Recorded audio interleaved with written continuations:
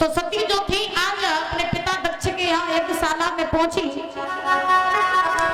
और जब अपने पिता दक्ष की यज्ञशाला में पहुंची तो क्या देखा कि सारे देवी देवता अपने अपने स्थानों पर बैठे हैं, लेकिन वहां पर कहीं भोले बाबा का स्थान नहीं है।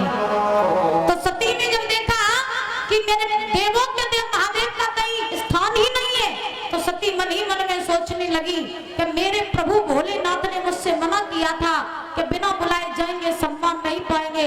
अगर हम उनकी बात कभी मान लेते तो आज ये मुझे दिन देखने के लिए नहीं मिलता।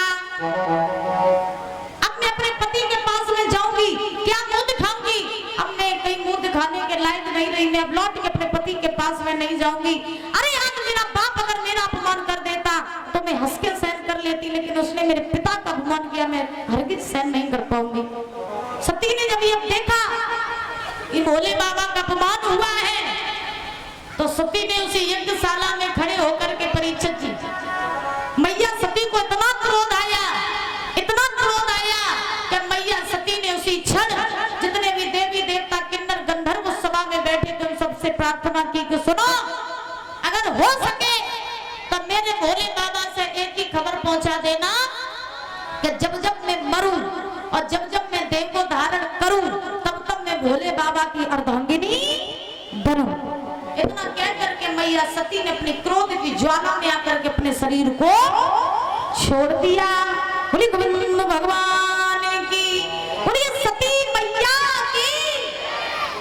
और जैसे ही मैया सती ने अपने क्रोध की ज्वाला में आकर के अपने शरीर को छोड़ा, अब तो जो सती के साथ में दो गण गए थे भोले बाबा के, उन दोनों गणों ने जाकर के महाराज भोले बाबा से कहा, हे नाथ गजब हो गया। भोले बाबा बोले क्या हुआ? तो उन गणों ने कहा जाकर के, नाथ मैया सती जो थी जब वो अपने पिता के यहाँ पहुंची तो वहां पर उन्होंने आपका अपमान देखा, और जब अपमान देखा तो उसी के कारण मैया ने अपनी देह का त्याग कर दिया। अब मैया हमारे बीच में नहीं रही। जब भोले बाबा ने ये बात सुनी कि सती ने अपनी देह का त्याग कर दिया, तो परीक्षित जी ध्यान रखना, आज भोले बाबा को बड़ा क्रोध आया। और जब भोले बाबा को क्रोध आया, बस महाराज जी कूलर यही बनू रहे तो जियत रहे। हाँ, तुम्हें गर्मी तो नहीं लग रही परीक्षित जी? कल से जीवाणु कूलर उठवाए को अंदर लियो, ठीक? आओ।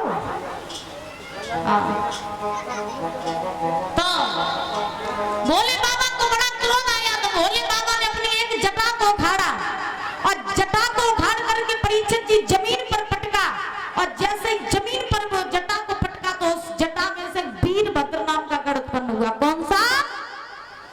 वीरभद्र। वीरभद्र गण उत्पन्न हुए तो महाराज भोले बाबा ने वीरभद्र से कहा, चले जाओ, जा करके जो दक्ष की सभा लगी है, जहाँ यज्ञ चल रहा है, उस यज्ञ को विध्वंस कर दो, और जो तुम्हें रोकने के लिए है उसको भी मार दो। वीरभद्र चले, चल करके दक्ष की सभा में पहुंचे, पहुंच करके सभा विध्वंस करने लगे, सभा को उजाड़ने लगे। अब तो महाराज दक्ष भी वीरभद्र को रोकने के लिए आया, तो वीरभद्र ने दक्ष का भी शीश काट दिया। और जब वीरभद्र ने दक्ष का शीश काटा, तो काटने के बाद में महाराज व्यास नंदन श्री सुखदेव जी महाराज समझा रहे हैं, हे राजन परीक्षित, अब तो देवी देवताओं ने देखा, देवी देवताओं ने देखा कि अब अगर भोले बाबा ने इस वीरभद्र को रोका नहीं तो सृष्टि पर प्रलय आ जाएगी। तो सारे देवी देवता भोले बाबा के पास में पहुंचे, भोले बाबा के शरण में जाकर के हाथ जोड़ के बोले, नाथ अब तुम्हारे सिवा हमारा कोई नहीं। प्रभु अगर आपने वीरभद्र को नहीं रोका तो हम सब मारे जाएंगे, इसलिए आप कृपया करके उस वीरभद्र को रोक लीजिए। और महाराज हाथ जोड़ करके प्रार्थना करके बोले, क्या तेरा सुना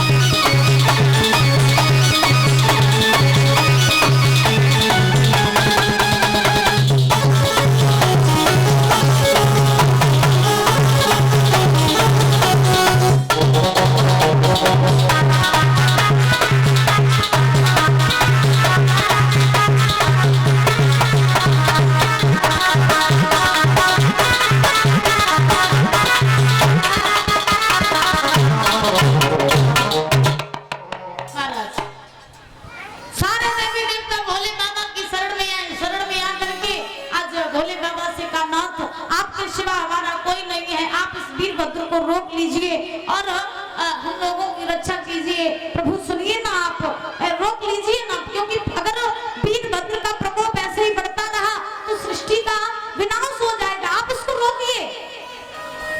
अच्छा भोले भाले, परिचय जगपति महाराज भोले बाबा को नाम का भोले भाले है। भोले तो इतने हैं कि एक लोटा जल में ही मान जा, तो भाले भेजते हैं कि फिर कोई मना करे मन में ही भाले ना है।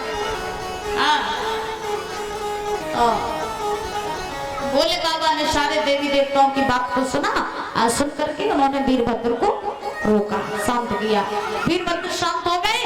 अब सारे देवी देवता बोले नाथ, आज तक किसी का भी यज्ञ अधूरा नहीं रहा, आज तक किसी का भी यज्ञ अधूरा नहीं रहा। जिन जिन लोगों ने यज्ञ किए वो सबके यज्ञ पूरे हुए। नाथ वैसा कीजिए कि इन दक्ष का भी जो यज्ञ है, इस यज्ञ को भी अधूरा मत रहने दो, इस यज्ञ को आप पूरा करवाओ। भोले बाबा ने कहा ठीक है। तो भोले बाबा ने जैसी यज्ञशाला थी उस यज्ञशाला को पुनः वैसा ही बना दिया।